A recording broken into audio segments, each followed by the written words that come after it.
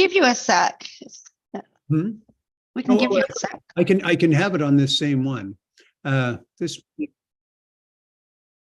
Okay, got it. Okay, sorry. I will run the agenda package in the background for myself. You can still see me, right? Yes. Yeah. Yeah, okay. So sorry about that. Okay. Okay, so any late items to the agenda? Nope. Okay. Approve the agenda. Everyone okay with it? Good. Yep. Consider it approved. Adoption of minutes. Anybody have anything to say about the minutes of the last meeting? No? Okay. Motion to accept the minutes. First, seconded, all in favor? Good, passed.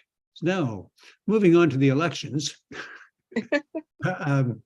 Who wants to run for anything? Do we have any takers? Why is everybody sort of staring down at their tables and pages? Do you want me to just keep on being the chair? For the one meeting a year for the hour I put in, I can handle this. Okay. Okay, so is that an affirmative from the members of the thing? Okay, thank you all.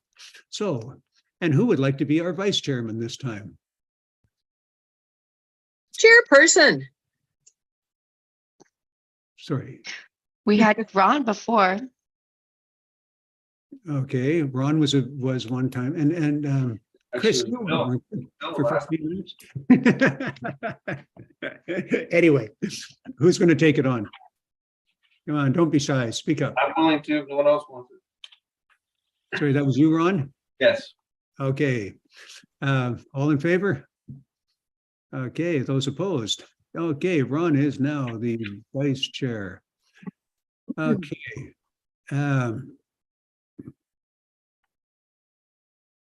Finance. Okay, moving right along to our finance committee report. Hey, Kirsten, where the hell are you? Oh, there you are. I'm here. Hello. Hi there. How are you? How is everybody? Hanging in there. Good. Okay. I don't have a presentation for you tonight. Maybe we could just kind of start by looking at the financial statement. Starting with the parcel tax revenue that is increasing over last year, of course, because we've got some subdivisions, we've got some new lots coming online being included in the system. So those are increasing our parcel tax revenue, and we'll continue to increase the parcel tax revenue each year. I'm proposing that the user rates go up to 660 from 590. That's a 70,000 a year increase. And that is a jump of about 11.9%. If you recall last year too, we talked about raising the rates and then we never got around to doing the work. So it's almost like we are kind of doing a bit of a double 2-year increment in one. And then we hope to raise them on a predictable, usual plane from there on. So Sorry, Kirsten, sorry to interrupt, but why the hell didn't we? Why was you know what? I think that we were just kind of waiting to see what the impact would be from the new building, from the 510 Trunk Road building. We wanted to see if that was going to add sort of a significant amount of volumetric revenue before we started looking and playing around with the rates. So I think by the time, I mean, they didn't really be fully moved in until almost June in that building. So we just needed some time. And by the time December came around, honestly, I don't think that that any of us had the wherewithal to enter that work at that time. So we've kind of held off until the spring. And we have some good data now about where all of those properties are at. And we are ready to put a proposal in front of you. Okay. My recollection as well, Kristen, was that we, some of us were hesitant to raise the rates significantly before the water treatment plant was online. Yeah. And the quality of the water was not improved. I think that was in my mind, recollection, that was a major consideration. Yeah, Fair enough. it's hard enough to swallow that we have to pay the parcel taxes, so. Yep. Yeah. Oh, right. Okay, fair enough. This year I've pulled in a $40,000 amount from surplus. I'm doing that for two reasons. One of them is to fund the piece of equipment that Cove Water will be acquiring from the general fund, which is it's a handler which will move byproduct from the water treatment plant over to the disposal site. So it's going to be dedicated piece of equipment used just at the water treatment plant. We've put a net book value of $25,000 on it. So there's a $25,000 transfer included this year, which is over and above the transfer that we typically do in any of the years. We did have a question from you, Ron, about variable costs related to the water treatment plant. Yes. We have a full operations and maintenance manual that we got from the contractor that has, or sorry, from WSB, from the engineer, that has estimates of what those operating costs are. There's two pieces of that though, because they're not all going to be incremental costs. I mean, it's quoting $56,000 a year annually in chemicals that are going to be used, but we assume then that there's going to be a reduction in the chemicals that we used for the old method of treatment. So what we really want to do, I mean, I can go through them. There's $56,000 annual cost for chemicals, $26,000 annual for power, $200,000 per year for life cycle building asset replacement, contribution to reserve. And they're estimating $120,000 per year of labor. Now we share labor with other water systems, so I think that we have some savings there. What we do have is one wastewater treatment plant operator. So they're dedicated to those two facilities, and we charge them 50% to each. And then there's also a share of the other utility operator labor, which goes and it deals with the infrastructure and meter connection and those sorts of things. So we have kind of two components of labor that are shared between either just the sewer treatment plant or all of the other water systems. There's also, we had our insurance costs this year are shocking. And when we got the quote to cover the water treatment plant building, it's above $20,000 a year just for that one. My question just, Kristen, was just really pure variable cost, like use you from Mrs. Abercrombie turns on her tap. What's the increment? Your labor and your capital replacement and our capital cost to date are all kind of moot. I'm really just looking at like things like chemicals, which I get we already use a bunch of chemicals, power and sludge. My big concern is sludge removal, because we're gonna produce an unknown amount of sludge. I just know it comes down to my house, and I won't be worrying about it anymore, but somebody will be. So I'm just trying to get a sense of what that is. And my gut tells me it's somewhere between 100 and 200,000 a year for incremental, pure variable costs. No capital, no labor. You turn on your tap, you don't hire a utility operator or a portion of one, right? So I'm really trying to get that pure. Yeah. What is the incremental cost of someone turning on the tap? Yeah, I mean, the best we can do at this point is really kind of high level. What's the difference between the estimates that we have and what we've already been showing as the annual costs? And we'll say, okay, that's the incremental cost. I have a question for Patrick about the sludge. We've used that word more in recent days than we care to admit. That is disposed of on site, is it not, Patrick? That's the plan. So as soon as we've got the plant operating, which will be soon, and we're actually generating solids, well, we have a firm that specializes in residuals management that is going to work with us to identify a plan for, essentially disposing of it in an area identified behind the wastewater treatment plant. So the piece of equipment that Kristen mentioned earlier would be used for that purpose, and the operator would do it themselves. One of the aspects of this, with all the challenges that this technology had, one of the positive aspects assumes why it was selected in the first place is it doesn't generate wastewater and require a connection to a sanitary sewer. It's got the integrated dewatering system, and the amount of sludge that'll be generated, it's not sludge in the sense of wastewater treatment plant residual. It's mostly sediment from the lake and some of the coagulant that's used in the treatment process.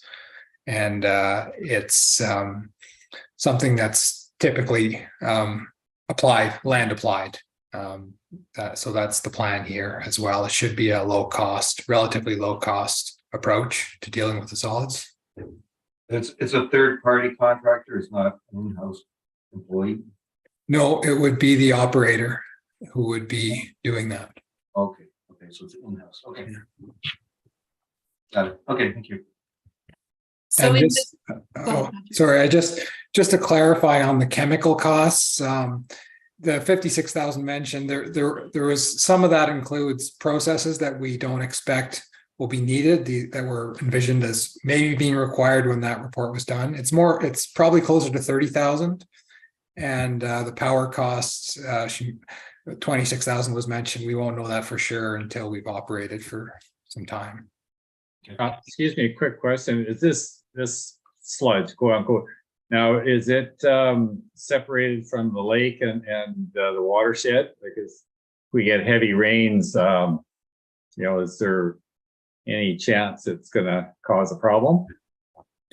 Well, that's why before we dispose of anything, we'll be working with Silvis, who's the consultant that specializes in this type of thing, to review the product itself and its parameters and the proposed land application plan, and ensuring that that's not a risk to environment or public health. Okay. Can we sell this stuff? Is it valuable? Well, They they do. A lot of their projects involve trying to find a beneficial use for it. So restoring, disturbed sites, or naturalization planting, or whatever. But in this case, we're mainly just disposing of it in a no harm manner.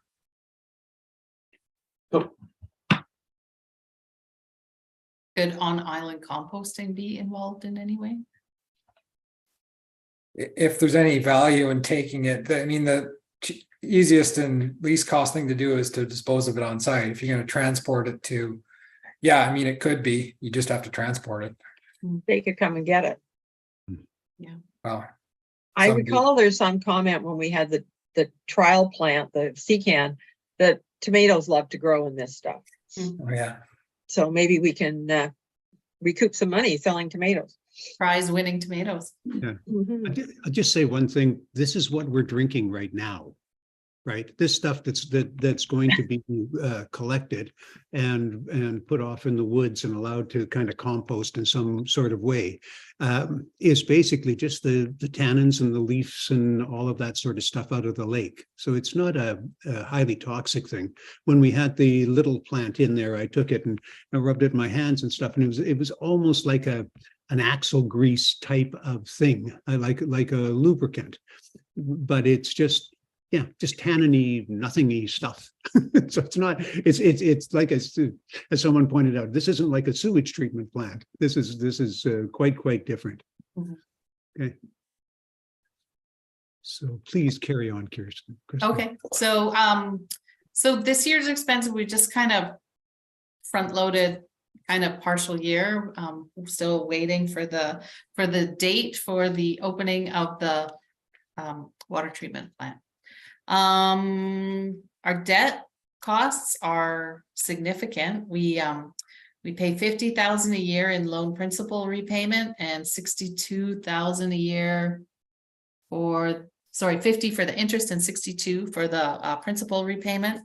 And then the temporary internally funded loan of 124,000, which will, I believe is another 8 years left to go on that, and that will be that'll be extinguished. As far as the capital stuff that Patrick has in mind for this year, maybe I'll let you kind of speak to that, Patrick. We've got 200,000 that we set aside for water main replacement, 30,000 that we set aside for the Cates Hill pump, and then about 150 left to go to complete the water treatment plant. So maybe Patrick wants to talk a little bit about the water main and the water treatment plant. Okay, starting with the water treatment plant. So we've had a number of problems relating to the equipment itself, process needing to be modified, retrofits to the plant. Those have been completed and we're into commissioning the plant. Like it's the next week or so, we should be in a position to be putting water to the reservoir to go through the testing that Coastal Health requires and providing water to the system the following week. So it's been a long wait for people, obviously, and that's nearly complete. We're nearly there with that. There's about another, in terms of 2023 expenditures, about 150,000. The additional, essentially, project is, far over time in terms of getting it commissioned. In terms of budget, it's not really off budget, considering that the contribution from the Grafton Lake Lands developer was higher than what was originally budgeted. That's offset some of the additional costs that were incurred in resolving the problems we've had with the plant. So that's sort of still the main capital project for everybody. We have, as mentioned, a need to upgrade and replace components of the Cates Hill pump station. That's been causing ongoing problems, so that's planned for this year. There is a lot of, a fair amount of asbestos cement water main in the Cove Bay system. So in terms of, we don't yet have a solid asset management plan that we're working on that. Replacing the older asbestos cement lines, water mains will be one of the early priorities of that plan. There's one in particular where there's some leakage and we have concerns about a connection to a PRV station. This is between Miller Road and Senator. That stretch of water main is a priority to replace. Another cost that we're considering is the main line coming from Grafton Lake down Terminal Creek, where it crosses Terminal Creek. There's a high risk tree there. It's a huge tree that leaning substantially. I don't know how many 100 years old it is, but if it comes down, it would take out the main line at the creek. And so we've getting quotes for taking that tree out, which is unfortunate, but and it's looking like it's about a $30,000 tree to remove, given its size and where it is. So that's something that isn't in the budget, but we do have an item for issues that come up, right? I think it's a $50,000 budget item, Kristen? In the capital, yeah. Yeah. Just So, kind of an unallocated, it's just there as a provisional. yeah. And once we do have our asset management plan developed. I expect we have some clear picture on the capital replacement cost numbers around the water treatment plant, more recent project. And so that same thinking has to be applied to the older assets throughout the system. And what do we have to plan and budget for capital replacement over the next 5 to 30 years. So that's there's also some pressure reducing valve stations that are going to need to be replaced in the coming years, and some water main that's actually galvanized that isn't what we want to have in the ground, needs to be replaced. And eventually the whole system needs to be replaced if you're looking at the long-term horizon, which we will be doing and are doing with the asset management planning. So that's a summary of the capital pressures in Cove water system. Once we have clarity about the Eagle Cliff connection project and the grant funding for that, we'll have to review with both systems before advancing that capital project. Mhm. Any questions on that?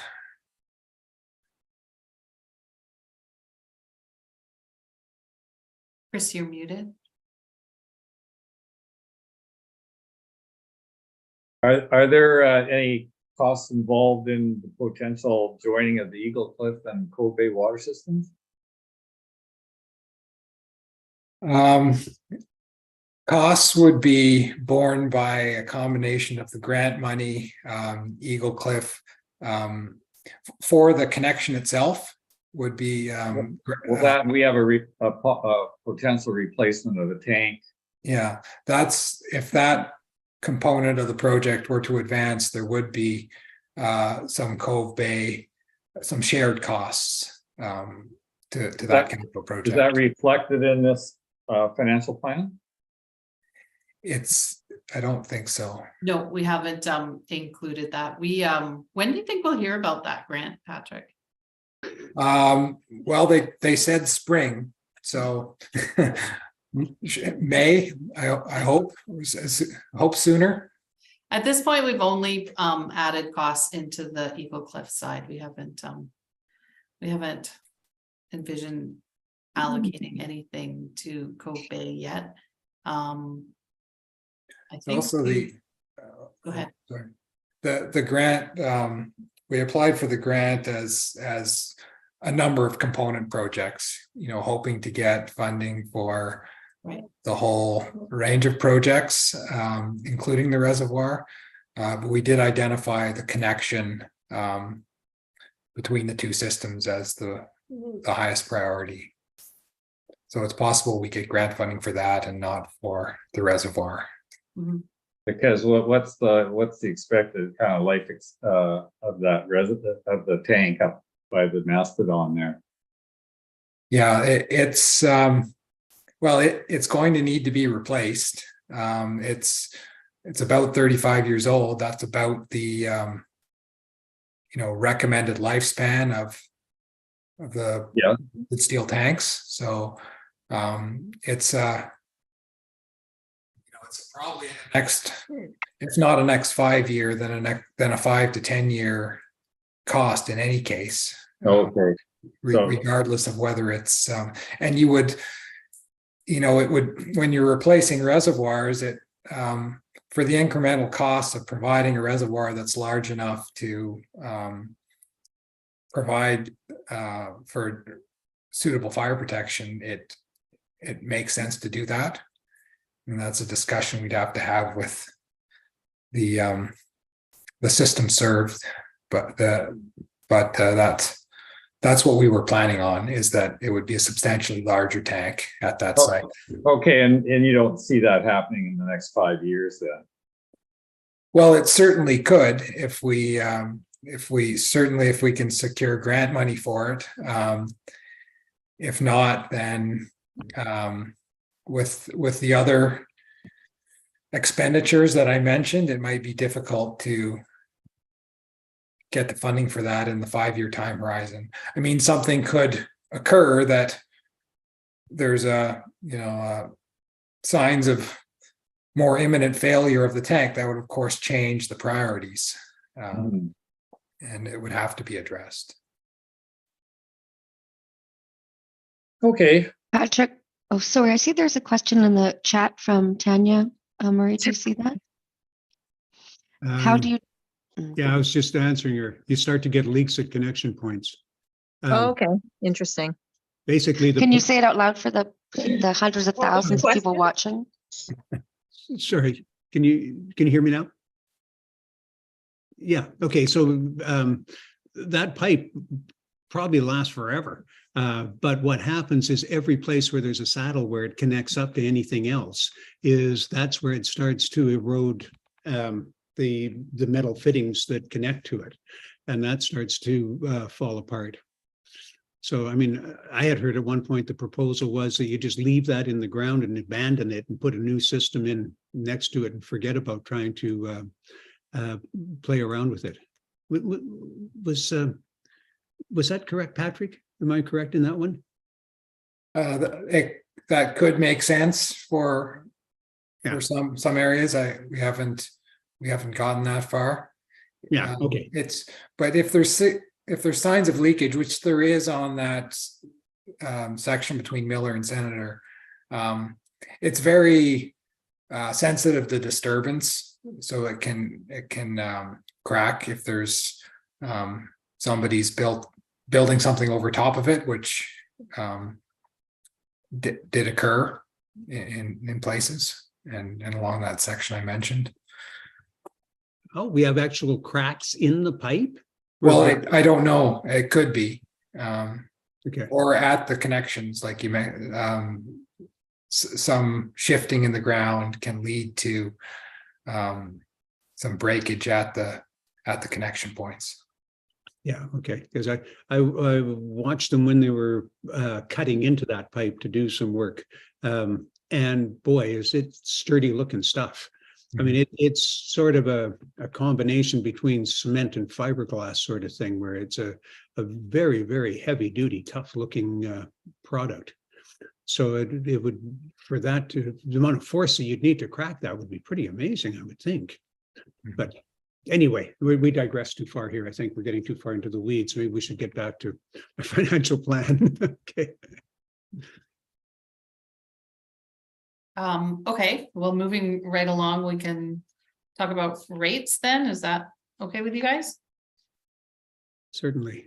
Okay, so in order to achieve that increased revenue, that $70,000 revenue, we're gonna have to increase rates. I'm suggesting that we increase the flat rate by $20 per billing period. We bill 3 times a year. That would be $20 on the flat, and I'm also suggesting that we increase the volumetric rate from 155 to 167. And I'm also suggesting that we reduce the threshold at which consumption-based billing is charged. So doing a little bit of look on that, a little bit of analysis work on that.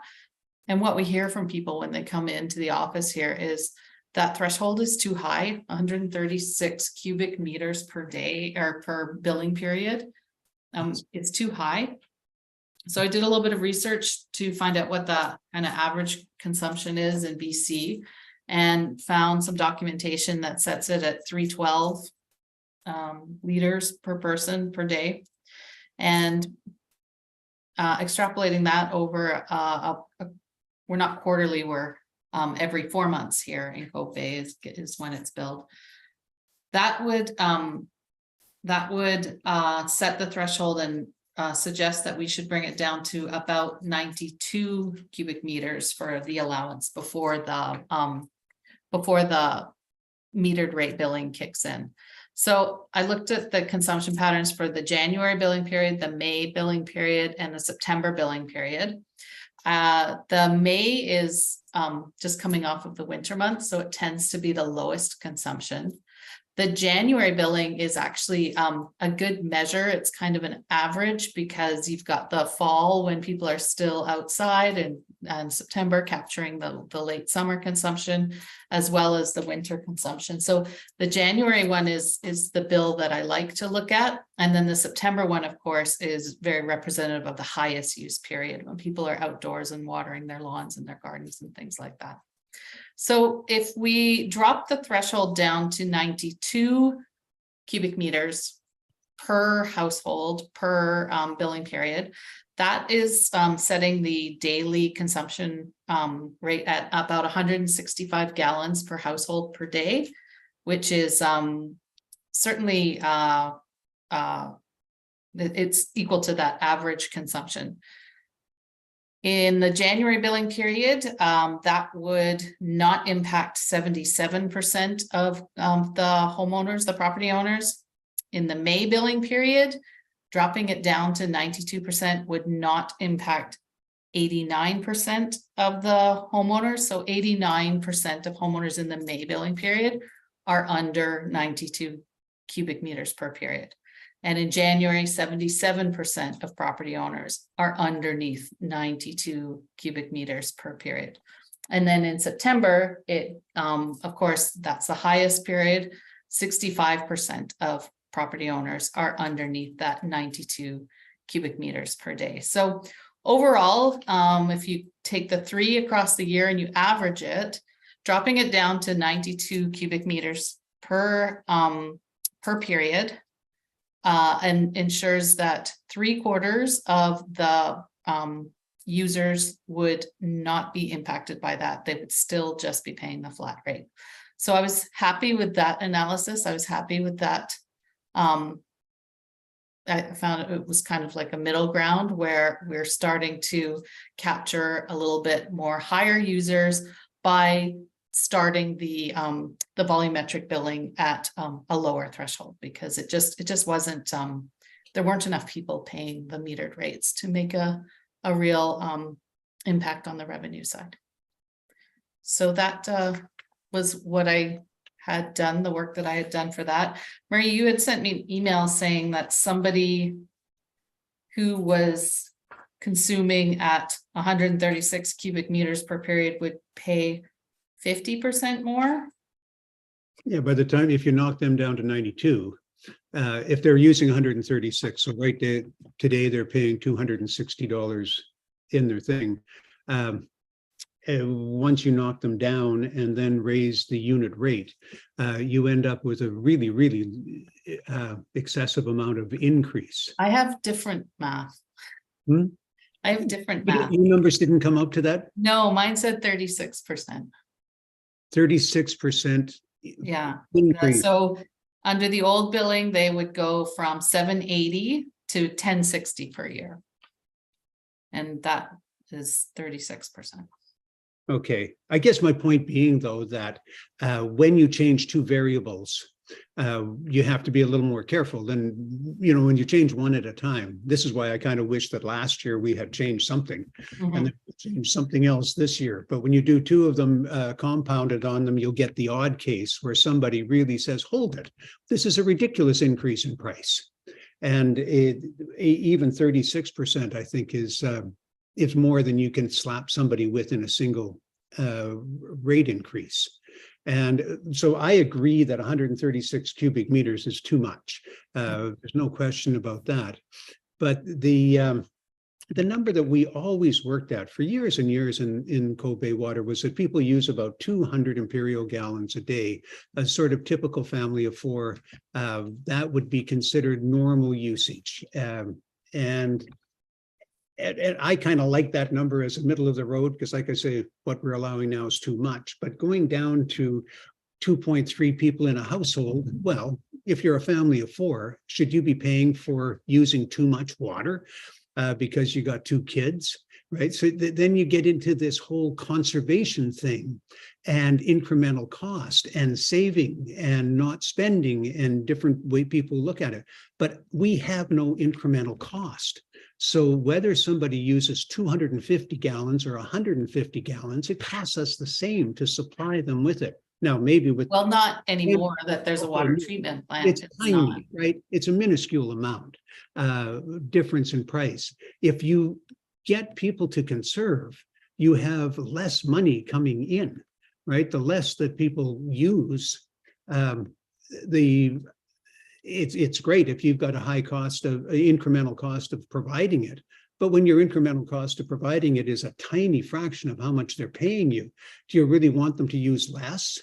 And how do you calculate going forward how much money you're going to have taking in, making the assumption that nobody's going to cut down on their usage, right? There are people that do live on budgets and they're going to spend their $280 a thing. And when it comes in one time and it's 347, dad's going to say, okay, let's smarten up here, guys. This is too much money.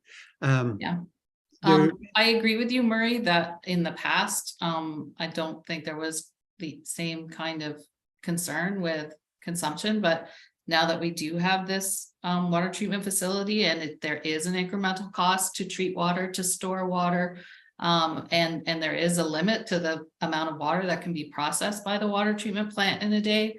And the fact that we have the, Grafton Lakes subdivision to consider bringing on, the fact that we may be considering connecting with Eagle Cliff as well. I don't agree with you that consumption is not an issue. I believe that it is. And I believe that setting the consumption rate at something that's more in line with what the other variable metered rate billing systems on the island, I think is appropriate. And like I said, at that 92 cubic meter per billing period level, 76% of people are not impacted whatsoever by that. And I think that that is a reasonable threshold.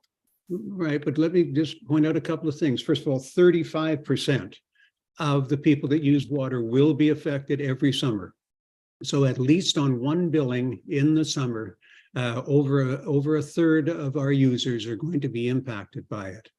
The second thing is, as far as the amount of water that we can produce, how do we say to people, we're going to bring Eagle Cliff on? Oh, but we want you to conserve, right? I mean, we're talking against ourselves if we're going to expand the system and have more people in, and yet tell the existing users that they have to pay more if they want to use more because we need conservation.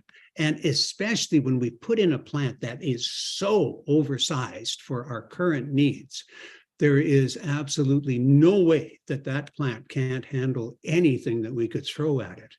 And if we did have the driest August ever, and we had a week that everything went to hell and we really couldn't get enough water into the line, you put in a special pricing for an emergency situation where you pump the unit rate up high enough that for that period of time, when you actually have a shortage, you can charge what is required to bring usage down to the level that you can supply it.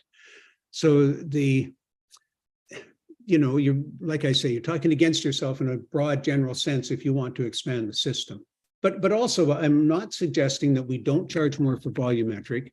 I think a 20% increase, if we'd had a 10% increase last year that we were supposed to have and another 10% increase this year, it wouldn't have looked like such a big deal. But a 20% increase in it instead of the 8% or whatever that you are suggesting helps to bring in a little bit more money on that side of it, and bringing down the amount that people can use for free brings us closer into line. And then that allows us next year to fine tune things again.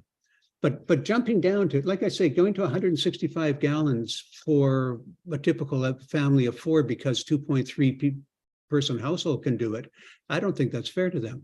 They've paid a lot for this system. So that's my point.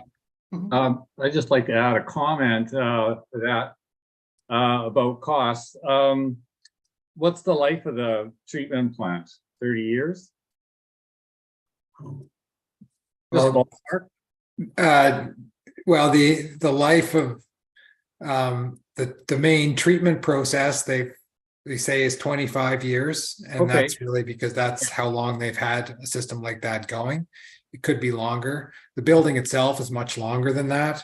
For Some of the argument's sake. mechanical components might be closer to 25 as well. Okay, for argument's sake, we depreciate the capital assets every year. Now, do we have a sinking fund to put money away for when we need to replace that? We have not established that sinking fund yet. Okay, We, my point would be that we're not charging enough if we haven't taken that into account. Yeah, Yeah, that's right. yeah, that's true. But there's another side to that too, Chris, and that is that we're going to be paying off. Keep in mind that everybody is paying a parcel tax right now as well. There's what, $500 a year or something, that's Yeah. money. So as that gets paid, as the loans get paid down, that amount could be transferred over to for future replacement stuff as well. Yeah, So- I think the cost, you can argue the cost different ways. Like I calculate, we pay about $370 to $450 per cubic meter at home here for the amount we use. And I don't have any, gripe about that. But the numbers, you can kind of use the numbers to your own advantage and disadvantage. But I would put it that we're probably not paying enough right now. No, and that may be the case, but my point being that we should just move a little bit. It was just too precipitous. The amount of moving from 136 cubic meters to 92. I mean, that's it's like a third drop, in volume. And I'm looking at it in a two-step thing, especially when we do want people to use water and pay the incremental extra, right? So we don't want to make this thing so that people get so conservation minded. And if they do, they will balk at bringing Ecoclif on.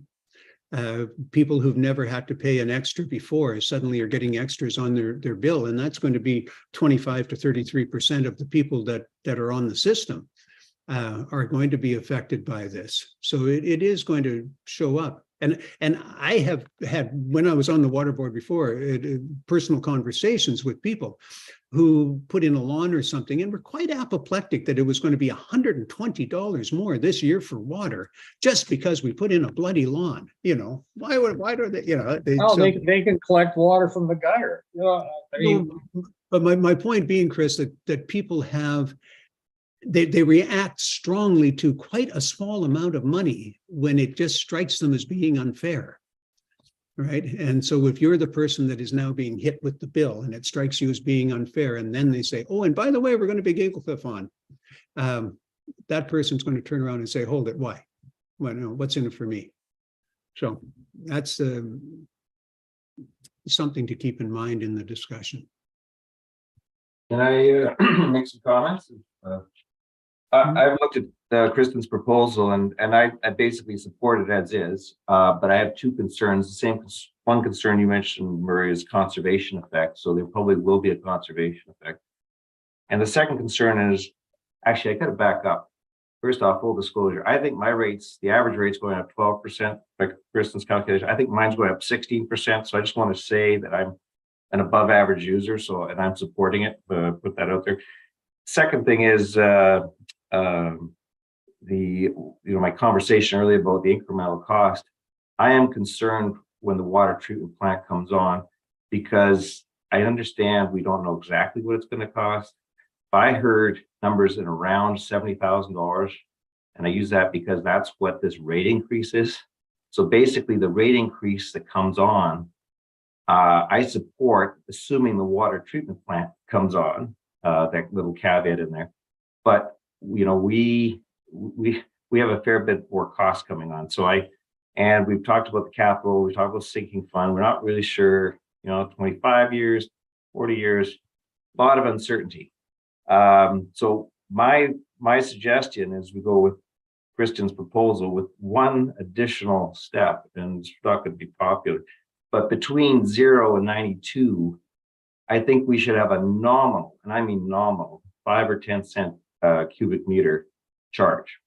Because I think within the herd of, I think Kirsten said 3/4 of the people, they're all paying the same, whether you use right up to the limit of 92 or whether you're using a minimal amount.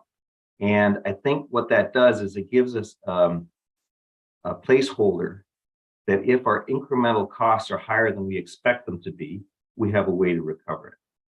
And then my final point is, to your point, Murray, when we finally merge the two systems together, which hopefully happens in our lifetime, I think the incremental benefits are going to be so huge, and they will be shared amongst all users as a good utility. There will be synergies and so on and so forth, which will make the Cove Bay ratepayer pay less in the future than they would otherwise have paid.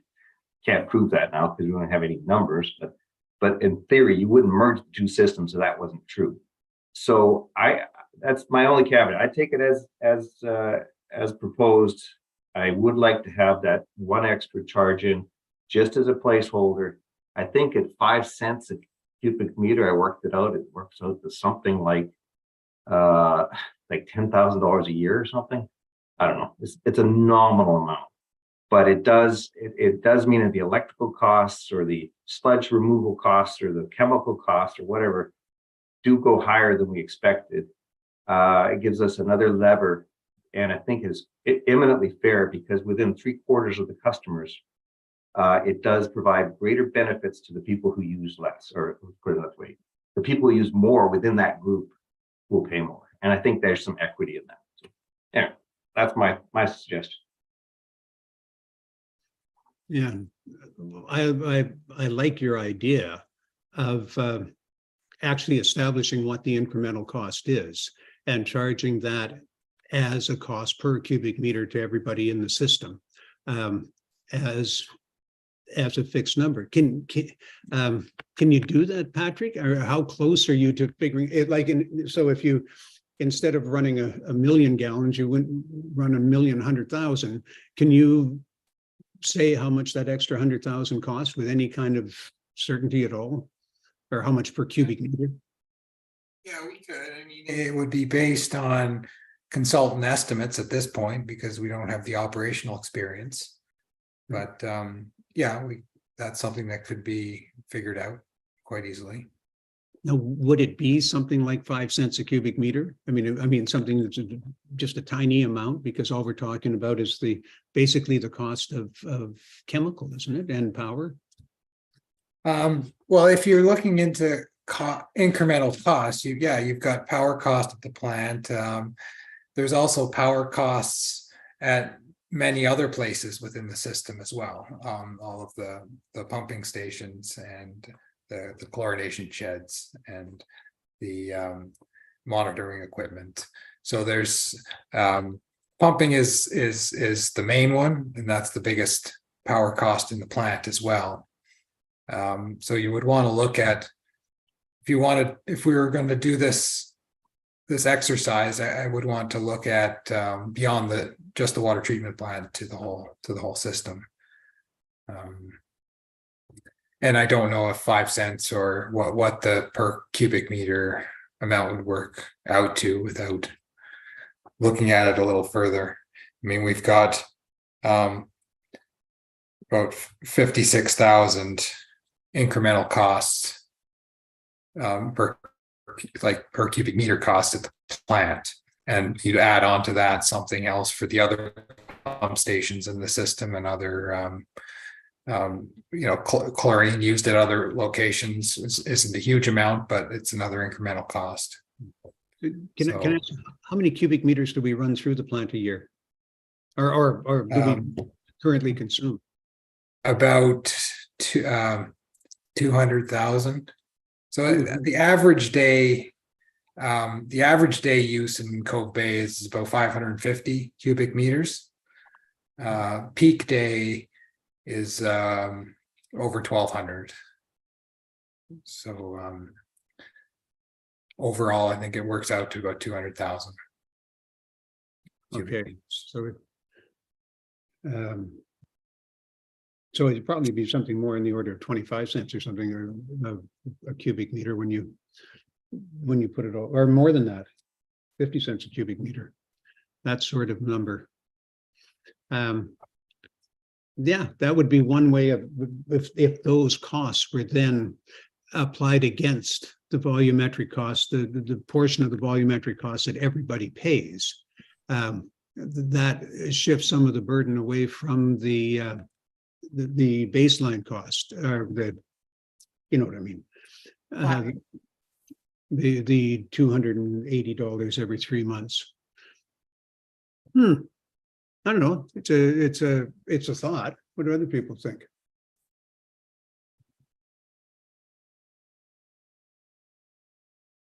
Chris, are you muted?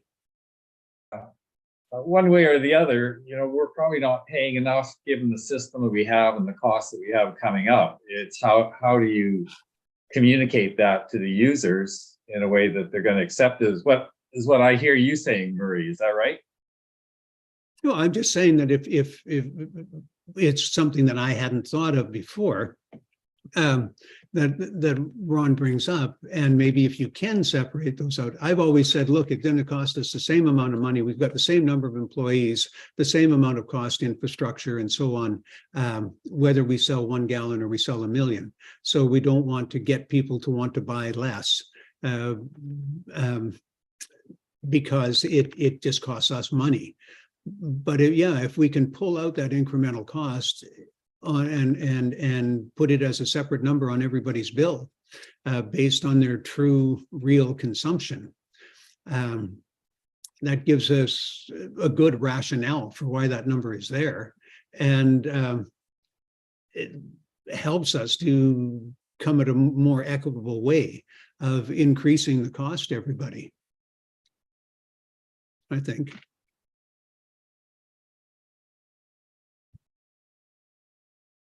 Okay, so it's just a matter of how are we going to attack this on? Yeah. But I think we need the benefit of the experience with it up and running before we can. Exactly, and that's why I'm saying 5 or 10 cents. To make it a nominal. Even though we think it might be, Because you're just saying start to shift the thinking into this, right? put a placeholder in, reward.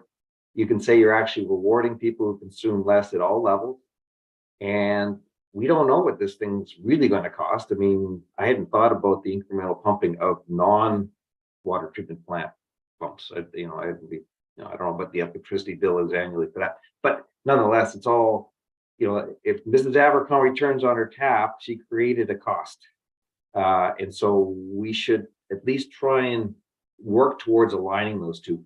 I mean, I think it might be, if you're going to go more than a nominal amount, 5 or 10 cents, then I think you have to back the 280 off a little bit. Yeah. Now you're into more risk. Or are you going to actually capture that revenue?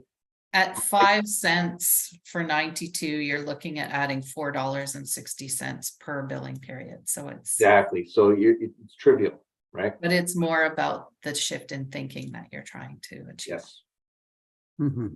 And the other thing is, if we don't start charging more now, and all of a sudden the costs come in, and we have to, bump the costs up a lot next year, we're probably softening the blow a bit for the future.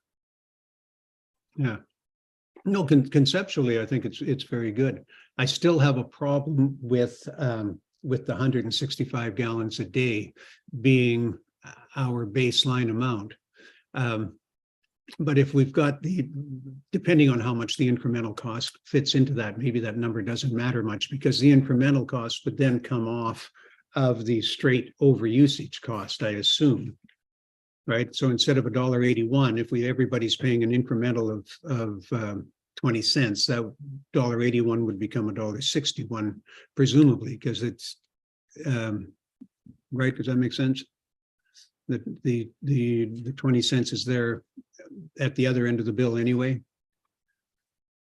But I'm still, like I say, I still have a problem with the bigger families getting dinged with the extra and jumping to that extent. But that's just personal opinion. I will say, I did the math looking at a model that we've had in place for several years now. It's been in place since about 2015 in Tunstall Bay. And in that model, they bill quarterly. So there's a flat rate per quarter, and they also start charging from the very first gallon. So we've been working quite hard to try to get that model implemented in the 3 West Side systems, where they're all wells, and they definitely have supply challenges. So that model, looking at Tunstall Bay, just out of interest, I wanted to run the numbers to see what a family would pay for using 136 cubic meters for the quarter, consuming at that rate. And they're up to almost $2,000 a year under their meter billing. So it's all over, but their billing starts quite low and then kicks up as it starts to get higher. And again, that threshold is goes in increments of 50 gallons per day. And after 150 gallons per day, that is the top threshold that is sort of a reasonable amount. So definitely Cove Bay, I guess, being that it's always been a lake source as opposed to a well source, has always had a much higher allotment of free water each day. Right. Yeah. Just totally makes you think we should make 10 or 20 cents now, not 5 or 10, but anyway. What's that? I mean, if some sort of parity would indicate that, 5 cents isn't enough now, based on what Kristen just said. And to the extent that we are just unsure of what our costs going forward are, I think this is a very powerful lever, and I just think we should just start using it, and get it in place, get people to think about their consumption, because if 65% of people never get extra billing, they're never thinking about consumption. Yeah, I agree. Okay. So what are we telling Kristen that we want her to do? I would say this, the proposal as given, just that between 0 and 92, we add 10 cents a cubic meter for that bandwidth. And then above that bandwidth, it's whatever she's proposing, $1.71 or whatever, $1.67. So 10 cents or 5 cents, did you? Oh, Can you see my screen? yeah, it says between 0 and 90, I think between 0 and 92. Yep. That's all I would say. That'd be my. I put it to 5. Well, I don't know. The dime and the 5 is, I mean, I know it's only a placeholder, but it just seems like such a silly amount. The 10 cents is easier to calculate. Strikes me as being a little more. Yeah. And if you're going to pick that up somewhere else, but we'll see what this does to volume. Mhm. If volume goes down, it may reduce the amount of money that we're actually collecting. And in the past, I've heard from people that think we should be, conserving, because it's just a wise thing to do. I mean, yes, we're buying lots of capacity for now, but I don't know. I think as a society in this day and age, we like to reward conservatives. Says he who is above average bill, but Well, keep in mind with water, it just runs down the lake, runs down the creek into the ocean. yeah. Not treated water, though. But treated water, we're still saying it's coming out of the gate. We're losing 30 cents plus, maybe 40 cents on every unit that comes out, right? Yeah, no, So it does run away. The actual water is free, but the treated water is a lot more valuable. yeah, no. The idea of charging what it costs to treat it as a separate number on everybody's bill, that works for me. I don't mind that at all. Yeah. Okay. So do we have a final proposal? Yeah, there it is on your. You see it on your Okay, that's it. So 10 cents. Yeah, that's just me. I mean, Yeah, I could support that. Is that wording correct? Or I okay. could work on it offline with Kristen or Allison. Mhm. yeah. For somebody Hey. like me, that's a bargain, because right now I'm paying $4 a meter. If I go over the limit, I only pay it $1.67, Well, yeah, no, marginal rate. I have nothing against charging a lot more for the incremental rate, the volumetric rate. Once you get up to a point where people are using too much, it's just a matter of personal opinion as to how much too much is, I guess. Yeah, and what our system, can support in the future. Sounds like we're pretty good now. Oh, we can support a lot. I mean, we really have no shortage of water at all.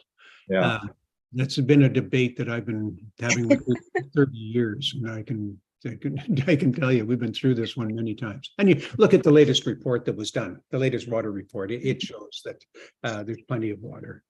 have there ever been discussions about whether the west side water systems would run short and need a supplement? Well, okay, so you're only sell water within your district. That's what you've bought that right from the Crown. So you'd have to expand the Cove Bay water system. And it may, I suggested this years ago, I thought it would be a good idea, because people do buy truckloads of water from town and spend a fortune to do it. And once this water treatment plant is set up, if we expanded our boundaries so that we were allowed to sell water on the island, we could be having them fill up those tanker trucks and take them off across the island, and get paid for it. So, yeah, but there are complexities to it, as to how you actually get around the rules and regulations. Yeah, I wasn't thinking of the mechanisms so much as need. Like if the west side water systems are running short, and they need water. Yeah. No, well, but the water systems don't. It's individuals and really, really small systems that end up being in trouble. Mm-hmm.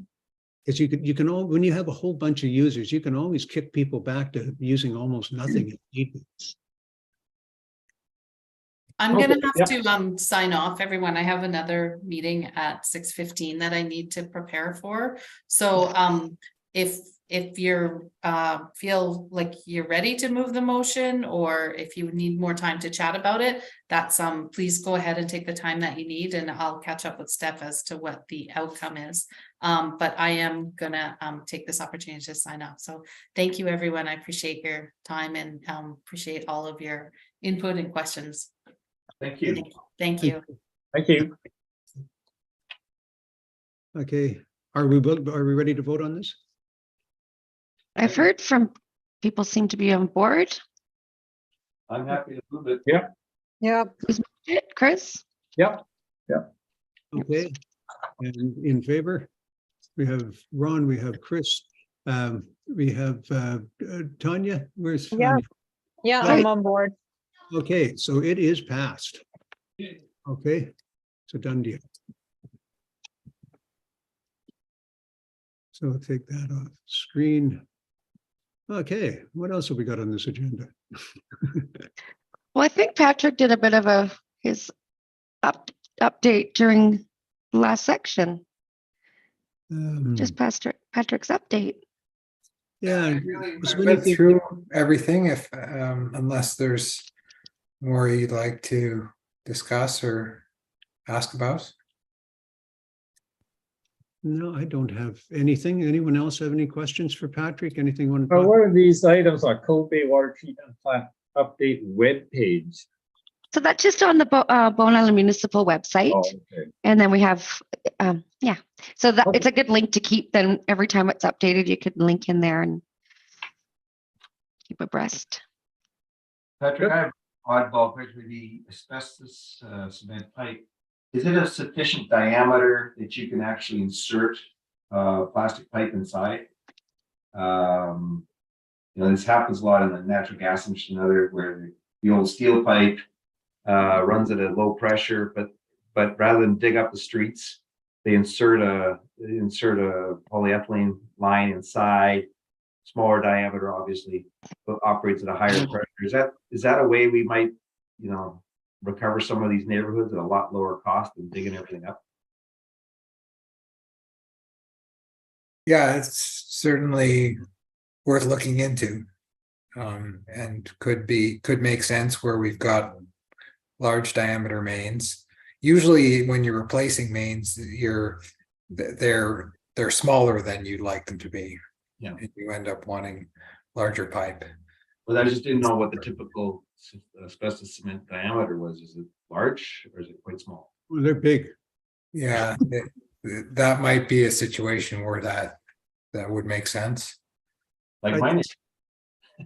I think, Ron, the big thing is that every place that it connects to something else, because you've got these saddles that fit around the asbestos pipe, and I'm not sure if they're metal bands or whatever, but something hooks into it, and that is where you tend to get your failure. So you would then have to go down and figure out how to tap into the plastic pipe inside the Yeah. Oh, yeah. asbestos pipe to hook That's everybody. part of the fun of it, but what you do, instead of digging up like a kilometer of pipe, you're digging up 20 holes. That's what in the natural gas industry, that's what's done, because Right. the cost of ripping streets and putting the asphalt back is so prohibitive that it's just a less bad idea, I guess is what it comes down to. The one thing with our roads is they tend to twist and turn a bit. So the amount of direct line that you would get as a straight line, because this is like 8" or something. I mean, this is fairly big. You wouldn't, you'd have a 12-degree turn as you were coming into Deep Bay or coming up around Cardina or those sorts of Yeah. places. How I don't can you think- bend metal pipe, Murray? No, what I'm saying is no, the asbestos pipe has little sections where they turn, Yeah. There's 90 degrees everywhere. yeah, they're not necessarily 90-degree turns. They might be 12.5-degree turns because that's how much the road turned at that point. I'm just saying, I don't think it's feasible to put another pipe inside them. That's all. You'd have to, every service connection would have to be tied into the new pipe. And if it's inside the AC pipe, it wouldn't really work. Yeah, well, yeah, it's a trade-off. Is what it is. Okay, thank you. Okay, are we done? Anybody else, anything you would like to discuss? Nothing more here. Murray, we didn't ask for public comments at the beginning of the meeting, and I noticed Bill's here and he usually has comments. Oh, I think Bill would have just spoke right up. But hi, Bill, what do you say? Thank you for the opportunity. You're on the right track. I mean, it's a hard jump, of course, from just everybody assuming that there's going to be water forever at no additional cost to encouraging conservation. I think people, not everybody that uses low consumption is necessarily not conserving. I think, many people in my gardening community, many people in my neighborhood capture water off the gutter, Ron, as you said, and we use that regularly for things that are non-potable.